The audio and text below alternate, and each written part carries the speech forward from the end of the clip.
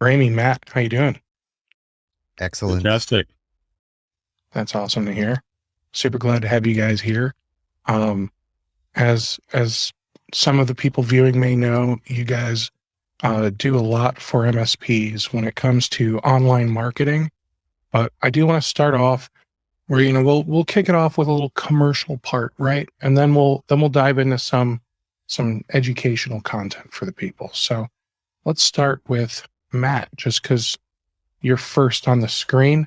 Why don't you tell everybody a little bit about yourself and your business and what you do for MSPs? Sure. My name is Matthew Rodela. I started off, maybe 15 years ago, working in the IT field and started my own solo computer consulting company for a while. And then realized as I started, because I was blogging about it and I started a podcast about it, and slowly realized that I liked the sharing my journey part of the process and helping other IT businesses part of the process the most. So I decided to dig into that. And from that sprang my first product called Tech Site Builder, because I love building websites. A lot of IT businesses had really bad websites, so I wanted to help them out. So I created the Tech Site Builder product. And then fast forward to today, I joined forces with my co-founder, Ramey Bell here, and we started Tech Marketing Engine, where we brought together a couple of the products I was working on, Tech Site Builder and Tech Blog Builder, and then brought his Tech Reputation product into under the same umbrella. And now we kind of package them all together and provide the suite of online marketing tools for businesses. And we've been having a lot of fun doing that. That's awesome, man. Let's pop over to Ramey. Why don't you tell us about yourself? Yeah, what Matt said. My name is Ramey, Ramey Bell, and I got my IT start by working as a subcontractor on a Microsoft campus, because at the time I was living really close by, and my responsibilities were helping out the developers at NT4 at the time. So that's where I got my true taste of, being on site in front of customers, working in the technical aspect. But I always enjoyed, because I had a marketing job before that, and I always enjoyed marketing more than the tech stuff. So I decided to marry them and go after positions that involve technology. So I spent some time as a system integrator. That was the fancy name for MSPs at the time. That kind of dates myself. And that was basically just, system integrator was an MSP basically. And I did sales and marketing for them as well as a tech. And again, the marketing bug got me. So I moved into a sales and marketing role there.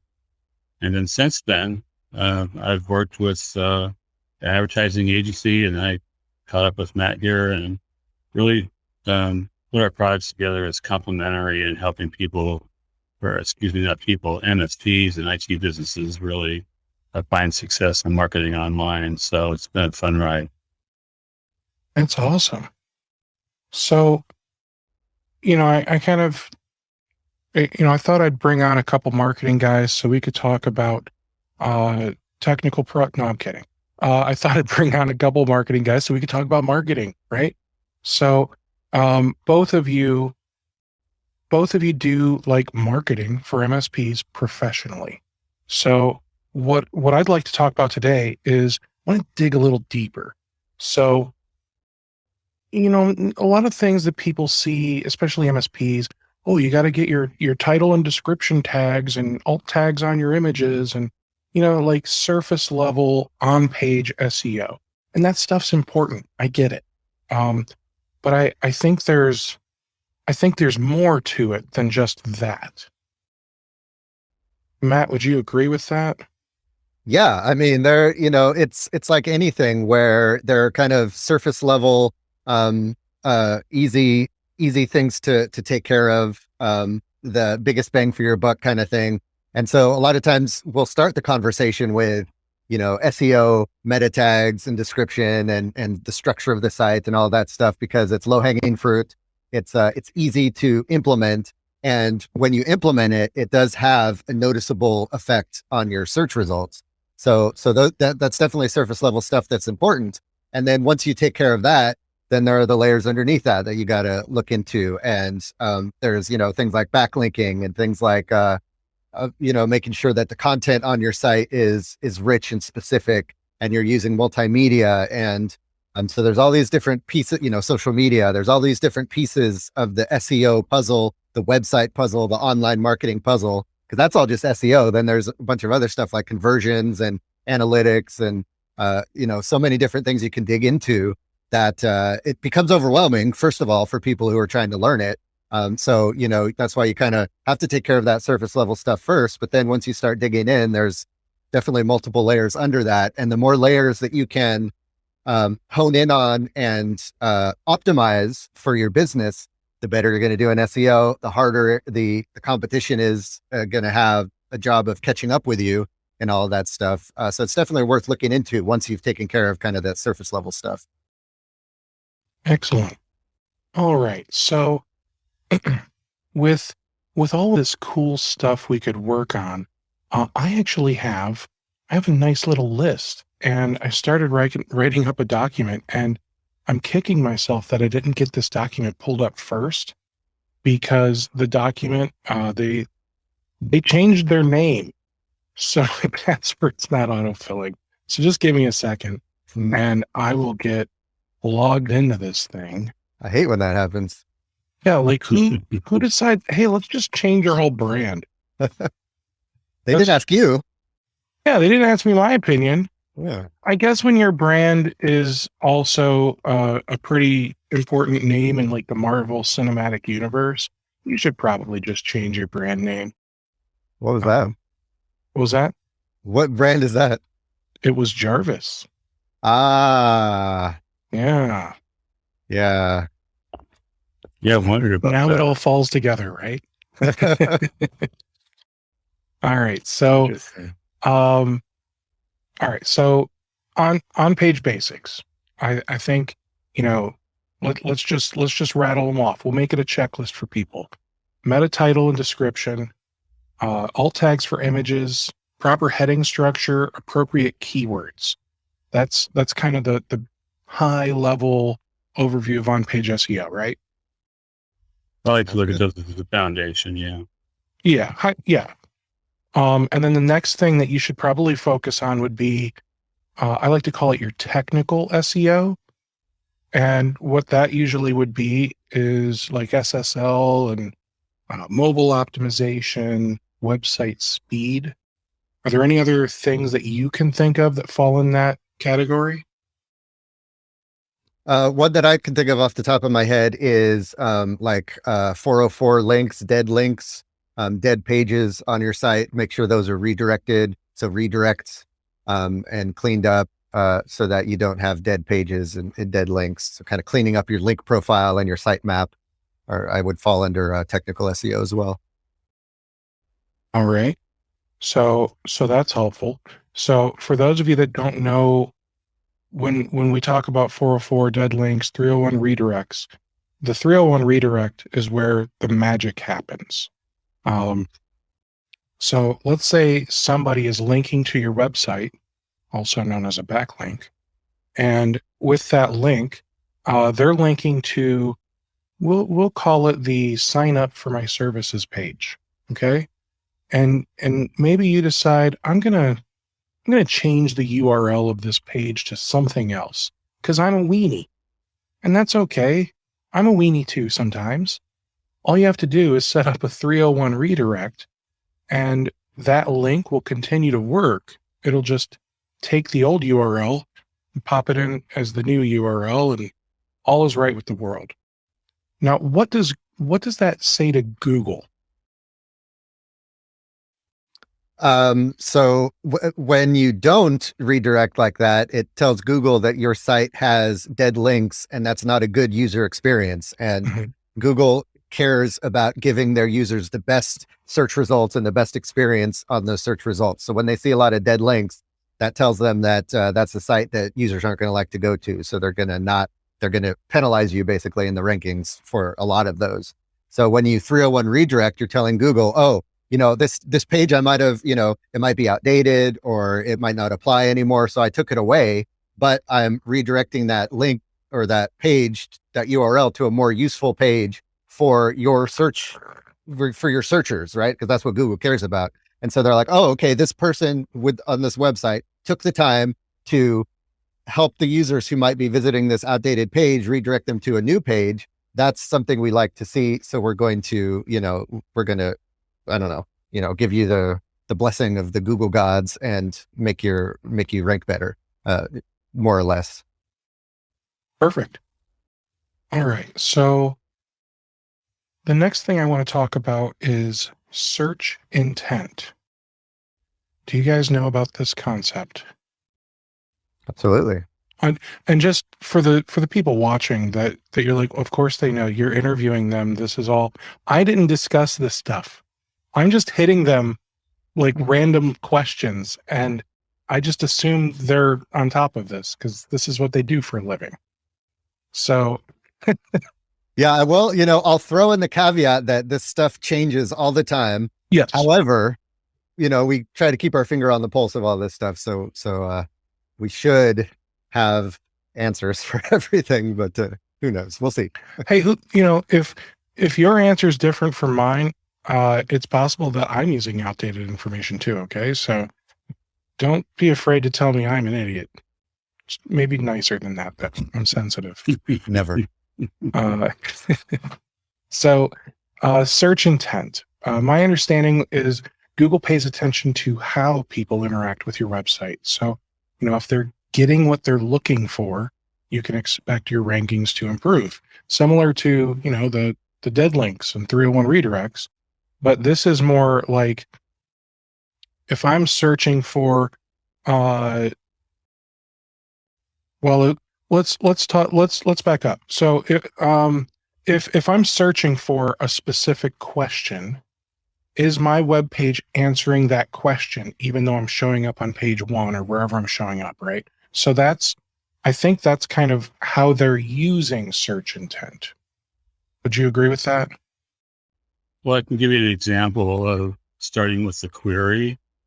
If someone just types in stockpot, don't ask me why I thought of this stockpot, but I just saw it in the kitchen this morning. Oh, okay.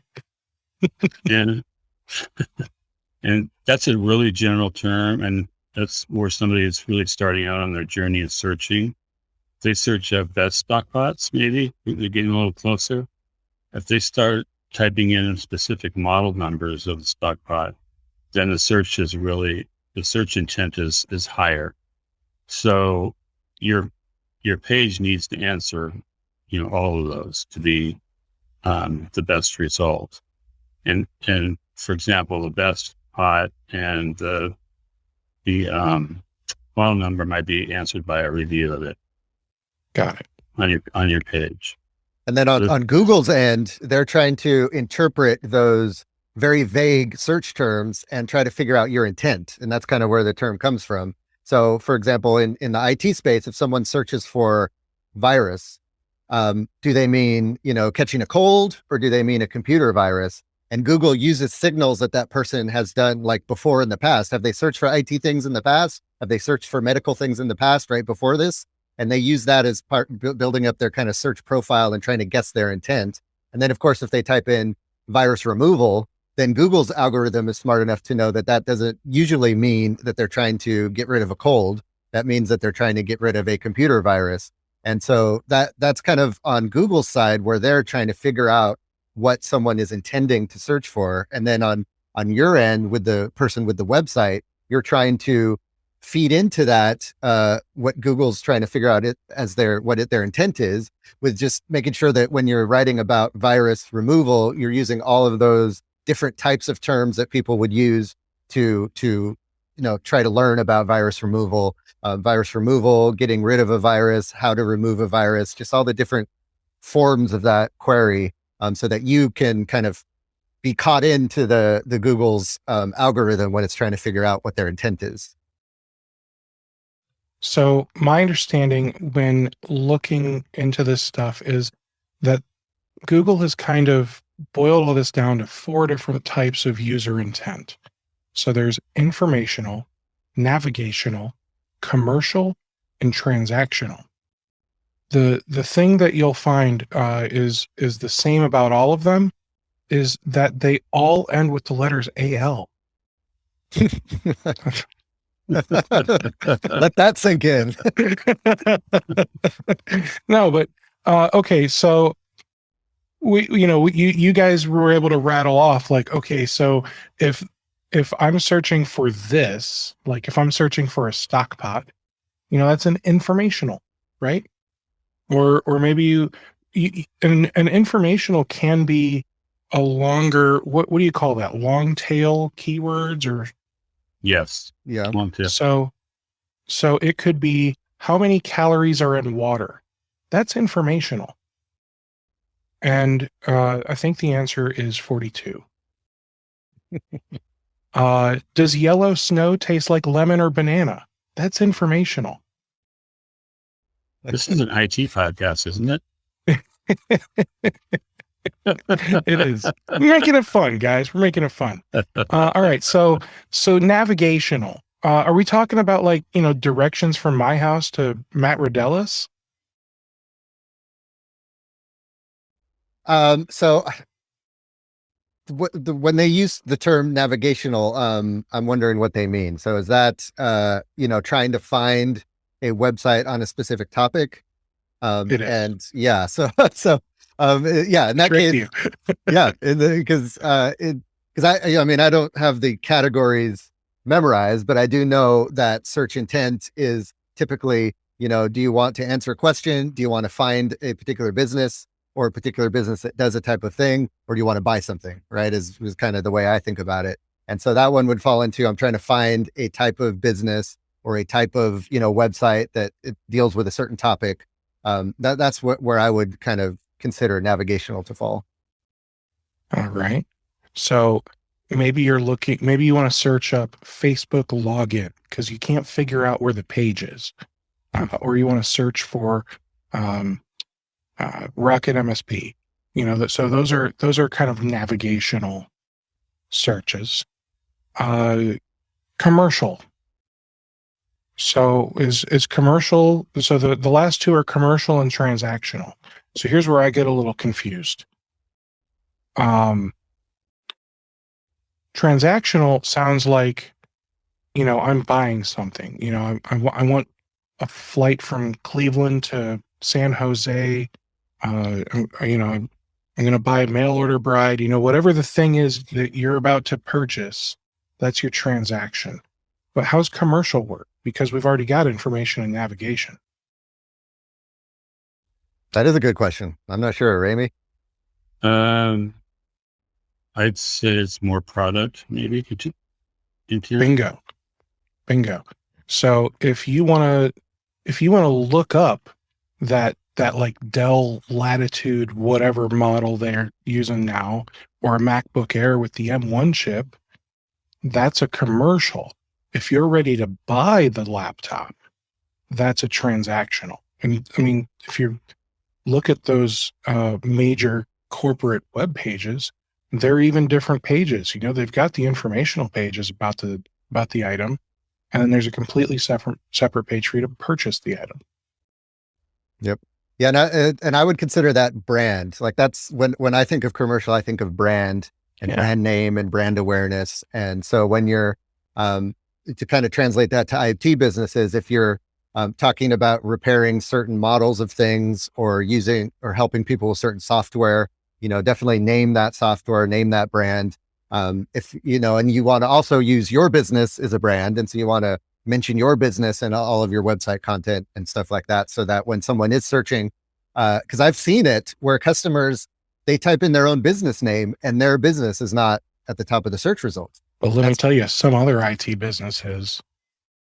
Yeah, and so they're not even using their own business name in their website enough for it to be on Google's radar. So that's something you always want to keep in mind, is to make sure that you're mentioning your business name on your website, so that when someone searches for your business, they'll be able to find it. Awesome. Now, bounce rate. Ramey, is this one that you're familiar with? Mm-hmm. So explain to me, is a bounce when somebody Is that specifically when somebody goes to a single page and then just clicks away, or is it only when they're coming from like a Google search? Well, it's measured in a Google search. I would say it's primarily from search engine. Yes. So if they go to your homepage or even an inner page, it doesn't matter. If they look at the page, oh, this isn't what I wanted, and they bounce in a couple seconds. It's a signal to Google that they didn't find what they were looking for. Right. So there's a way to fix that, to reduce, whether you want to call it reduce or improve. It's a thing you need to do with your bounce rate, because no matter what website it is, a bounce rate is a very real thing. And I don't think anybody has a perfect 0% bounce rate. So I think the technical SEO stuff that we discussed is definitely a great way to reduce the bounce rate. Make sure that they don't land on a 404, sorry, page not found with a little sad computer on it. Make sure that your website's loading quickly. And I'd also probably say make sure it doesn't look like garbage. That's where Matt comes in, right? Yes, I agree. Your website should not look like garbage. Yeah, so there's kind of two things to think about with bounce rate. There's the search intent that you want to make sure you're capturing, and that's kind of the low hanging fruit. Where if someone searches for virus removal, but your website is about curing the common cold, and they land on your site, but they're looking for computer virus removal, then it totally mismatches what they searched for, and they bounce because it doesn't match what they thought it would match. So first of all, you have to just make sure that what you're promising that your website is going to deliver, it is what it's delivering. So that's where you don't want to say you do something that you don't do, or some people get into trouble a lot of times when they use like cutesy titles or jokey titles for blog posts, and they're trying to be like ironic or sarcastic.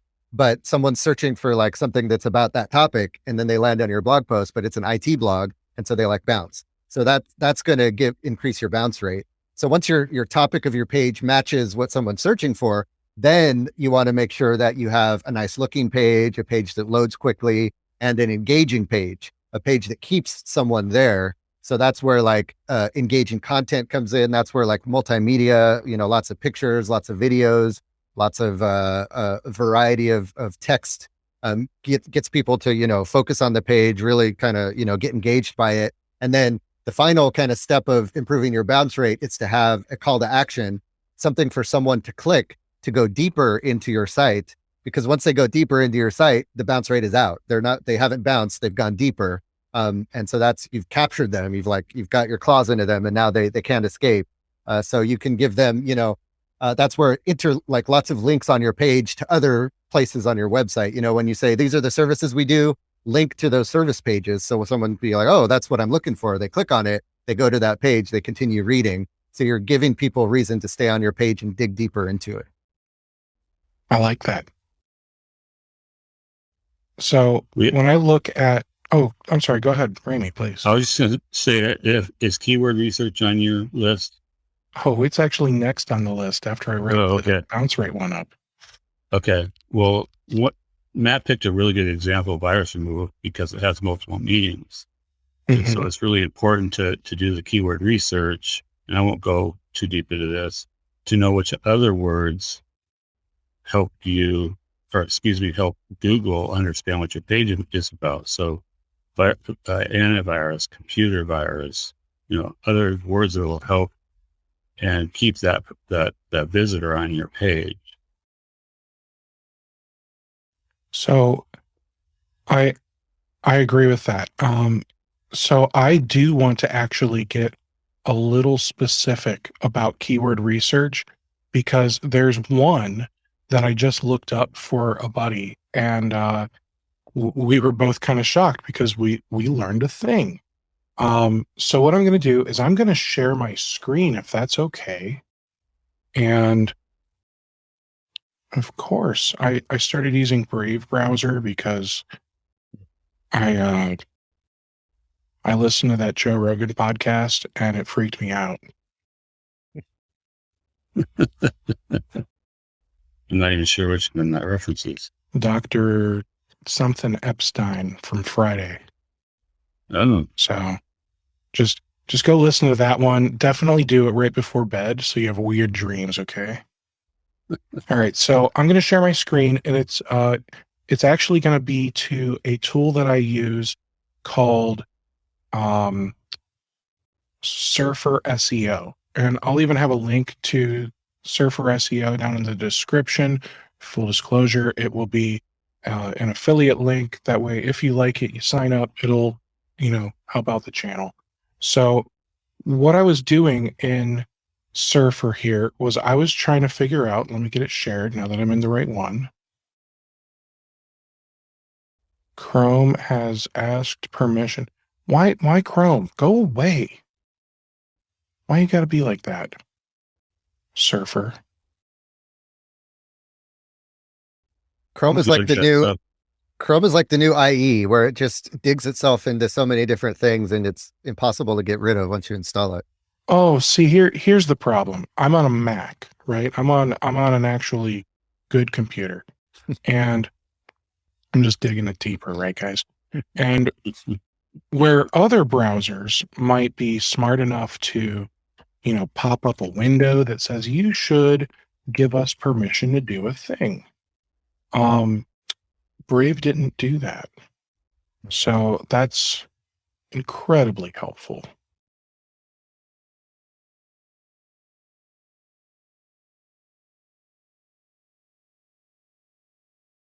It's still upset. All right, well, I guess you guys don't get to see. So I'll just describe it. Yep. I'll just describe it. So what I did was I did a SERP analyzer, search engine ranking something. results page. What was that? Search engine results page. Yeah, that one. That makes a lot more sense. So what this does is it'll basically show you all the results that pop up when you type in something. It's kind of like searching, but it also tells you more about the search. So I typed in healthcare MSP because I got a buddy who that's what he specializes in. He's an MSP. He focuses on working with healthcare providers. And I even made sure that I did the search in the appropriate city for him.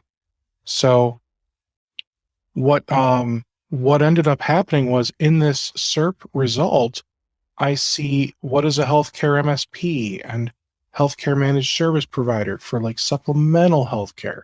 And I learned healthcare has an MSP initialism. Who would have known? And an MSP in healthcare is not an IT guy.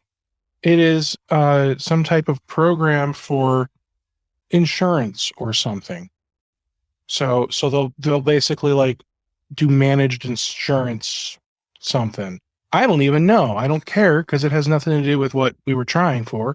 So we said, okay, obviously that's not the keyword we want to focus on. So we were able to start looking into other keywords. We did IT services for healthcare, computer support for healthcare, and then we even focused on like doctors and dentists and all kinds of other things, right? So we kind of landed on IT services for healthcare as the keyword that made the most sense in his city. But it's really important for you to look and use one of these tools and figure out is this even the right keyword? Because if we would have made a page all about healthcare MSP, he wouldn't be getting anything, or he'd be getting the wrong thing and Google would be penalizing him. Absolutely. That's a big pet peeve of mine is you should not use MSP to describe your business on your website. That is an industry term. That is something that IT people use to describe our own businesses. But to the average consumer, that means nothing. And of course, in healthcare, it means something totally different. So yeah, MSP is not a good word to describe your own business to your customers. You want to describe your business of what problems are you solving for your customer. So IT services, that's a perfectly legitimate one. It could be technology solution provider. Or is there specific software that you're helping them with? So, it could be technology troubleshooting. It could be, whatever software they're using.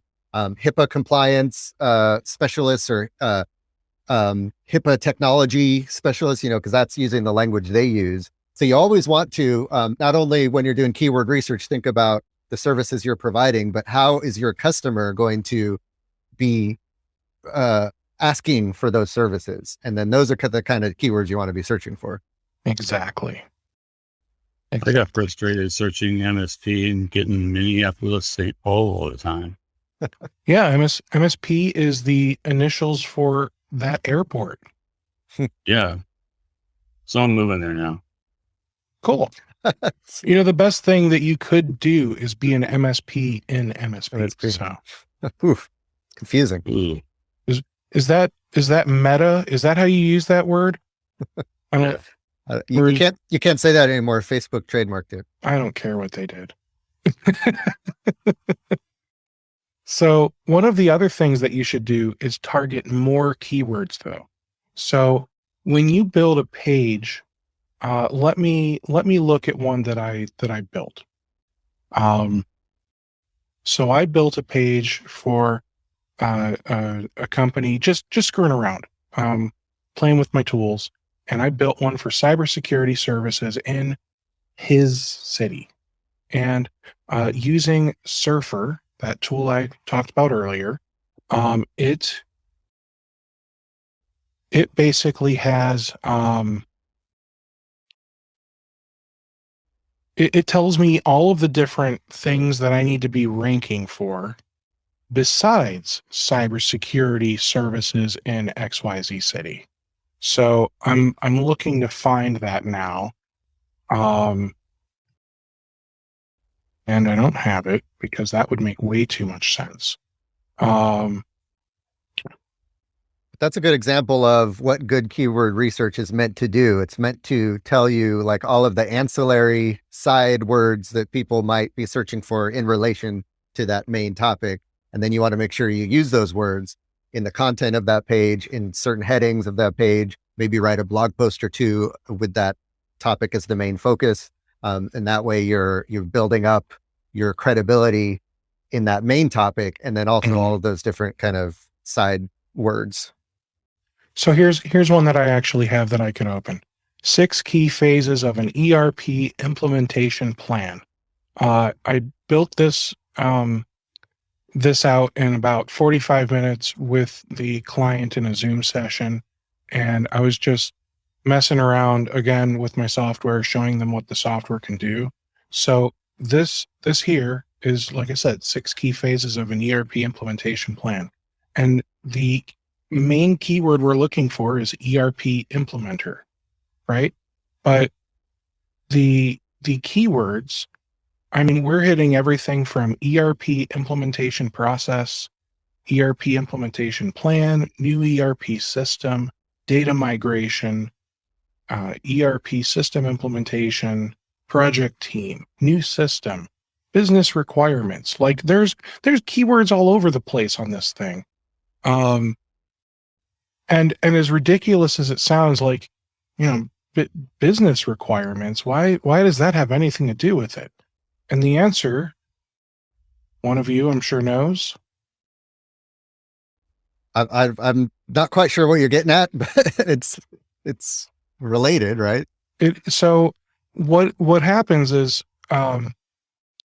when you look at like the top 20 websites that are showing up in the Google search for that particular keyword, if you were to analyze all the words on those sites and then try and pick out the keywords like business requirements, you'll find that there are some sites who have the same keywords. And the more sites in the top 20 that have the same keywords, the more Google thinks that's relevant. Does that help? Right. That's what SEO Surfer does, doesn't it? If I remember right, it looks at the first 10 or the 20. Yeah.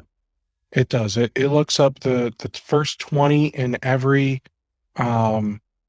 search, and I think it does a pretty dang good job. And then that's how Google's algorithm tries to decide what words are relevant to other words. In that it does that same process, right? It looks at the top whatever websites about a particular topic, looks for all the common keywords that they use, and then it knows that if someone searches for that other keyword, that it's related to this keyword. So that's where the keyword research comes in, because then that even though you wouldn't think that those words were related, or you wouldn't think to use that phrase in your page, it might now be worth it to use it in that page, because that's what Google sees as being relevant. And, at the end of the day, you want to do what Google thinks is best if you want to show up at the top. And look, all I'm doing, guys, viewers, is I'm regurgitating stuff that I've learned throughout the years. And I just happened to have some notes here where, I just happen to see like the official terms. Like I can tell, like once I start talking about it, the light bulb goes off, like, oh, that's what he's talking about, because you already know this stuff. You just know it from doing it so much, whereas I know it from like reading about it. I think that's the difference between like, the IT guy who went to school and has the degree, and then the IT guy who didn't go to school but did this for 12 years. Right, exactly. When you're in the trenches, you might not know exactly what something is called, but you know how it works and that it's a problem and how to fix it. And that's very typical in IT, and it's the same way in marketing, right? Mm-hmm. Or go ahead. I was just going to say, and one more difference between the two is one is testing and seeing results, where the other might not have. Yeah, I only know things based on like, here's what I've read, and I've poked around a little bit, but you guys have done how many sites? Hundreds or thousands? Probably over 1,000, not thousands. But okay, it's getting there.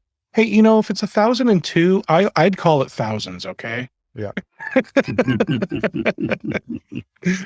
All right. So let's talk about what I'm going to say is the hardest thing for people to comprehend, but maybe not the actual hardest thing to do.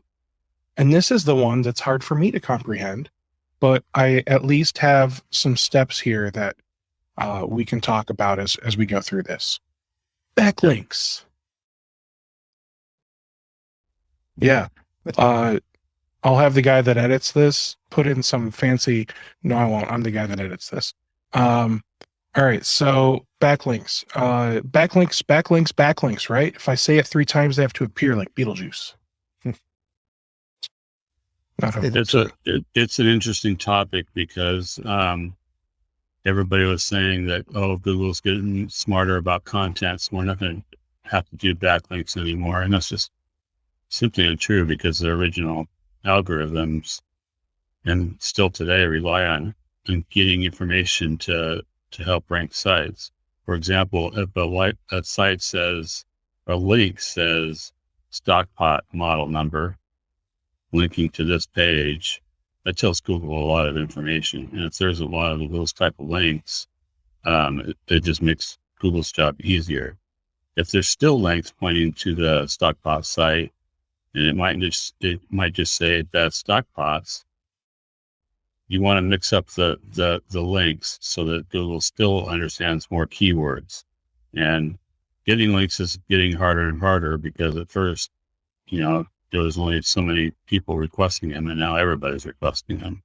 So it does take a lot of time, but it is worth the reward. Mm-hmm. And the other thing to keep in mind is you don't need like a million backlinks, right?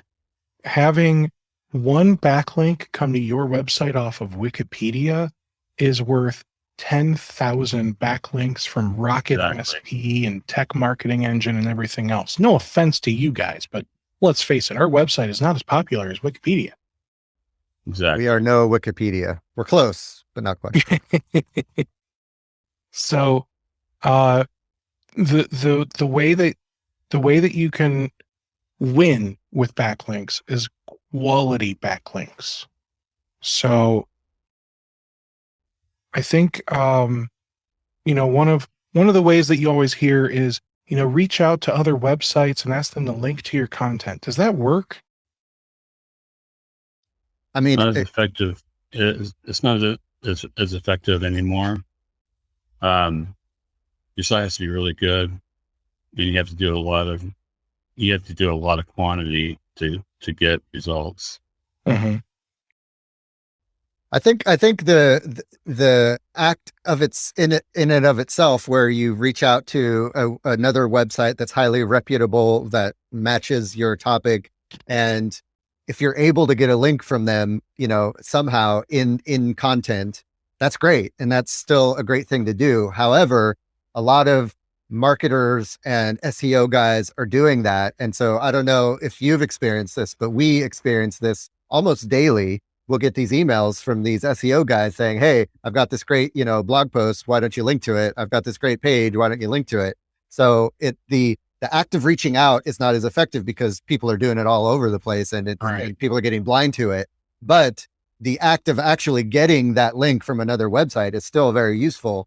You just might have to go about it in different ways. You might have to approach the business owner, through LinkedIn or at a local networking convention where you can build a relationship with them, and you're not, because it just ends up being spam, right? You're spamming people to try to get a link to their website. You're sending them unsolicited emails asking them to do you a favor, basically. Whereas, the better approach is to use your network, find people, get to know them, build a relationship with them, and then start, helping each other out with links and that kind of thing. One sec. Oh, you just muted yourself. Good. 1 second. My daughter's knocking on the door. Okay.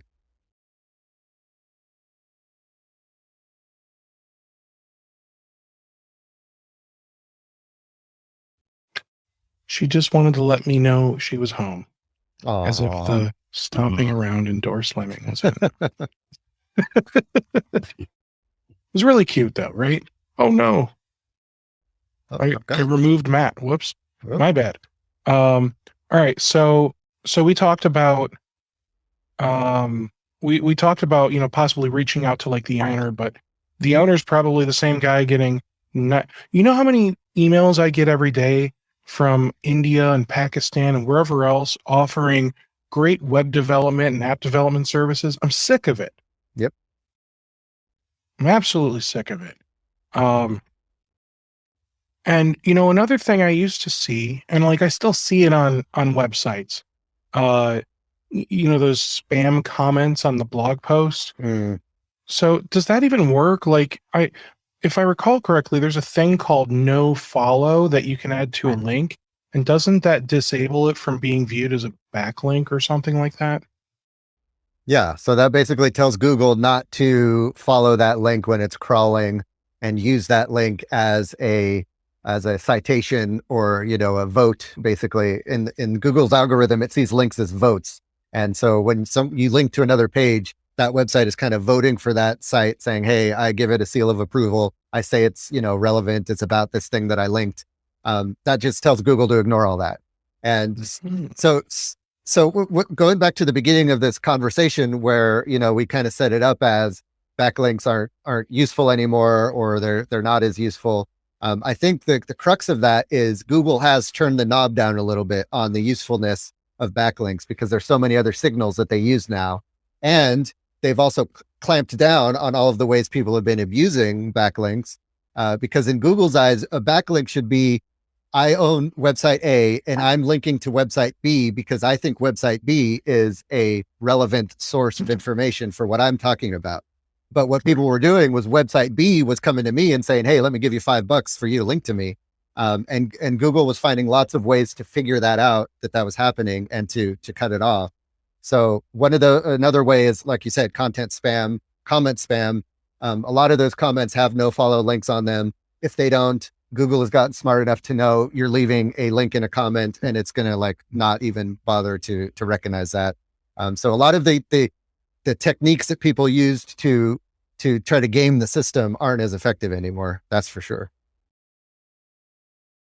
Now, one of the ways that I hear about is to create guest blog posts for other websites. So, for example, if I were to start creating guest blog posts for, Datto and Tech Marketing Engine and all these other MSP channel companies, would that start to tell Google, okay, this is actually good content he's writing, and it's linking back to this guy's website?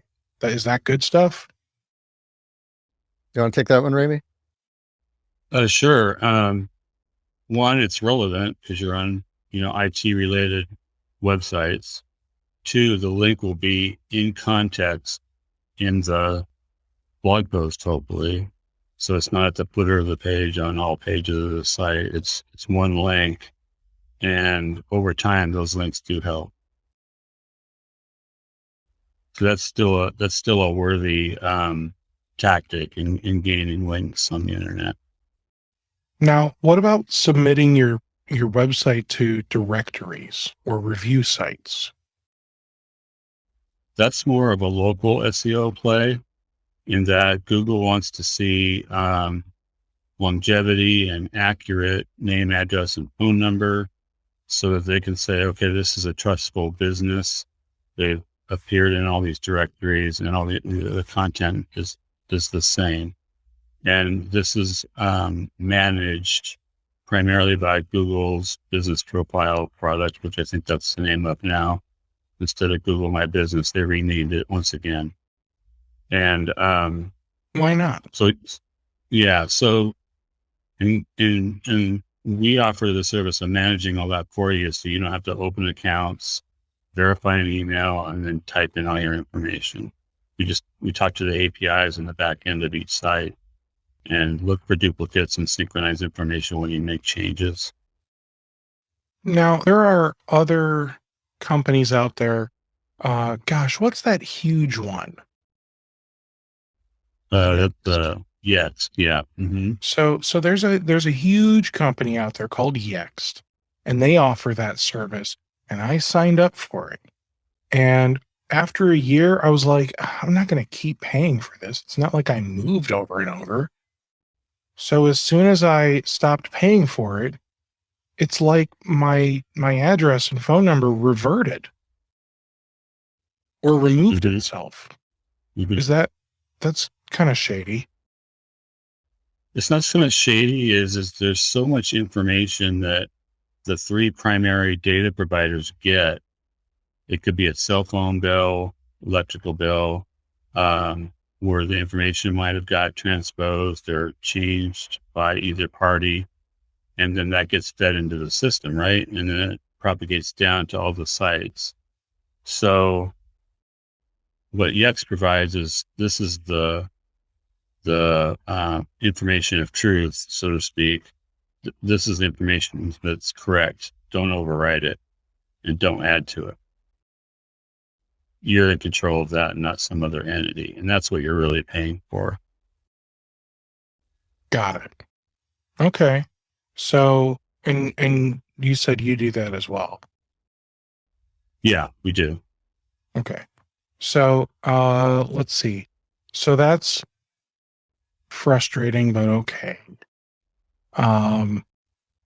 What about, I see here, one of the recommendations is connect with other bloggers and social media users in your industry. I don't really see how that generates a backlink, though. Well, we've partnered on webinars with other companies, unlike ourselves. We partnered with a sales enablement type company, and that generated links on the blog posts, in social media, and on YouTube itself. So it definitely does help. Got it. Okay. So it's not that they're saying go make friends. They're saying build strategic partnerships and do things with each other. Yes. Definitely. Okay. But the most important thing that I've found, and this goes back to, I think this goes back to the point I was making in maybe my tech. No, it was the improve your bounce rate point. Okay, so in order to get better backlinks and more backlinks, you need better content. So if you want to reduce your bounce rate, don't have content that sucks. Have a website that makes sense, it's well organized, and it gives people the answers and information they're looking for. You want more backlinks? Have a website that, again, is well organized, has a lot of information, gives people the answers they're looking for. Yep. It all goes back to having good custom specific content and lots of it on the website, and making it the website experience a pleasant experience. Because at the end of the day, if you have these partnerships with other people and they're going to link to your site, number one, they're not going to want to link to your site if it's hot garbage, like we talked about earlier. And number two, if someone does, click the link from their site to go to yours, you want them to like what they see and want to continue to engage with you as a website and as a business. And so you're definitely trying to put your best foot forward on the website, and with the content, keep them engaged and make sure you get found. Now I have one last thing I want to talk about. And I'm not sure if this is actually a great marketing thing or not, but for me it works. When I search for something and I see it, it works. It's called what's it called? Rich snippets? Mm-hmm. Yeah. Or what's the Google term for it? That is your Google term for it, isn't it? Schema. Schema. Yep. That's it. Schema markup. That's the code that you use. Yeah. So do you do this to the websites you build? Yeah. So that's built into Tech Site Builder, which is the platform that we offer to IT businesses to build their own website on, or that we build a website for you. We can do both. And we have on all of the pages schema markup built into the code, so that, automatically when you plug in your address, it's got the schema for address, around it, so that it could provide those rich snippets to Google. So you're basically just putting extra code in the website to say, this is our address, this is our phone number, this is our product page, this is a review that we received. And that way Google can just get to know the sections of your page better, so that if someone searches for, IT business reviews, it can pull out the section of your website that has the review in it, and put that, and Google can actually put that in its search results, to say, hey, here's a review that someone received. So that's how, like, when you search for a product and you see like the 5 stars actually listed in the Google search results, that's because someone used the schema markup for review and did all the code they needed to do to have it show up with the 5 stars and everything in the Google search results. Now, one of the things that I've recently learned is it sounds like you don't want to just add every single schema markup type to every page. Like, you don't want to add the address schema to every page. Even if your address is in the footer of every page, you should probably only have it on one page. That way, if somebody Google searches, what's Matt Rodela's address, Google knows the answer because it's on one page, and they're not like, oh, which one do I grab it from? And then they just don't grab it at all. So if you've got the answer on, like, or the markup, whatever we want to call it, on one page for each type of markup, then you're going to be leaps and bounds ahead of the people that just, I don't know how schema markup works, I'm going to slap it everywhere.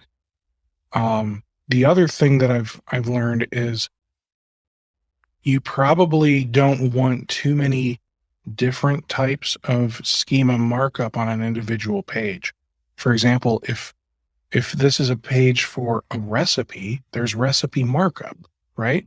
you don't also want to necessarily include a review. Even though there are reviews of the recipe, the goal is for this recipe to show up as a rich snippet, not the review for the recipe. Yeah, I would tend to agree with that, but it's not the end of the world, right? That's getting very in the weeds. And I think if you have the markup, you're ahead of most of your competition. And then, yeah, I think generally focusing each page on your site on one specific thing, one specific topic, one specific schema markup or whatever is usually better than having it, all over the place, because that gives Google a focus and it knows exactly what you're talking about. But I don't think that that's the end of the world if you do have, a bunch of different schema markups on the same page. A lot of times Google is smart enough to be able to pull out exactly what it needs for the search results in any given time. Okay. Are there any tips that you guys have for better online marketing in 2022 for MSPs? What do you got, Don't Ramey? get net started on content. Mm. Yeah, I think I'll get one started. Well, I think in 2022, it's the same as it's been. The thing I think it's more important now than ever before is to have unique, highly focused content that is answering specific questions for your target audience, and that's always been true, and it's true more now than ever. And so it's just making sure that your fundamentals are strong and covered. And then once you have a strong foundation of good content, of a well-designed website, of, good codes, fast sites, and then consistent content being generated, then all of the extra things on top, social media, and backlinks and directory listings and all that stuff will just enhance what you already have. But if you have all that stuff and you don't have a good foundation, then you're building your house on quicksand, and it's not going to really do you much good. Yeah, I'd like to get in the soapbox just for 1 second. Sure. And talking about content, and one of excuse me, one of the things that we see out there that's the opposite of what we do, because we like unique content, and that's syndicated content, where the same post is used by 5, 10, 20, sometimes hundreds of different MSPs using the same content. And looking at that content too, it's really high level and very technical, which is not always the best form of content for someone searching for a new MSP, because they might not be technical in nature. They want to, they want to learn about cybersecurity. They want to know what the dangers are and what needs to be done to be protected by. So that's one example. But syndicated content makes it hard for Google to rank your website, because there's so many other Me Too's content out there. And using unique content that's written in your voice and written for your brand is a much, much, much better option. I'll go on to say, if you are paying for syndicated content, and there's nothing wrong with doing so, because there are people that are going to go directly to your website, maybe customers or somebody that found you through local search that, maybe it had nothing to do with a blog post, right? But if you're going to use syndicated content, it's really important for you to disable Google. What's the term, guys? Like the robots? Yeah, make it so calling.